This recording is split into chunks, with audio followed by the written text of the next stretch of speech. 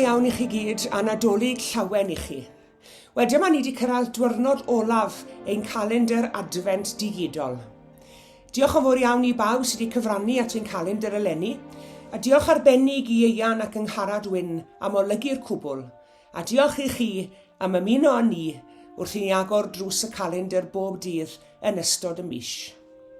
Tybed a fydd gyda chi un o'r rhain ar eich bwrdd cinio heddi, y chracyr Nadolig.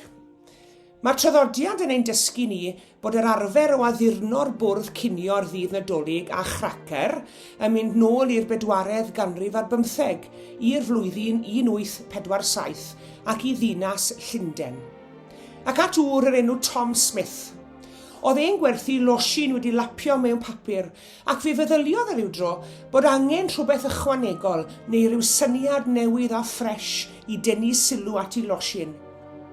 Ac oedd eistedd un noson ger y tân agored yn y grat. Fe glywodd e'r tân yn gwneud sŵn cracio wrth i'r pren losgi.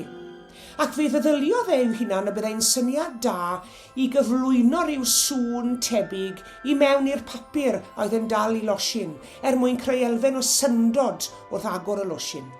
A dyna gychwyn ar y chracyr Nadolig. Nawr, pan fyddwch chi a fi'n tynnu'n chracyr Nadolig heddi, beth am I ni gofio un neu ddau o bethau? Gynta I gyd, y glec a ddaw o'r chracyr wrth I ni dynnu'r chracyr. O, na fi drio to. O, mae'r clec yn ein hatgoffa ni o syndod I bugeiliad ar y bryn pan ymddangosodd yr angel yn yr awyr yn y noson y ganwyd Iesu. Ac yna, oedd I fewn I bob chracyr, mae'na rhodd fach yn dose. Ac mae'r rhodd yn ein hatgoffa ni o'r rhoddion a dderbyniodd Iesu adeg I eni, yr air arthus a'r myrg ar y doethion. Ond yr rhodd fechan yn ein hatgoffa ni hefyd o'r rhodd fwyaf a dderbyniodd ein byd ni eriod, sef y baban Iesu I hun, mab Duw y Meseia. Yna mae'na neges fach oedd I fewn I bob chracyr. Dyna ffordd y gofio am y neges a gyhoeddodd yr yngylion i'r bugeiliad. Newyddion da o lywenydd mawr bod Iesu wedi ei eni.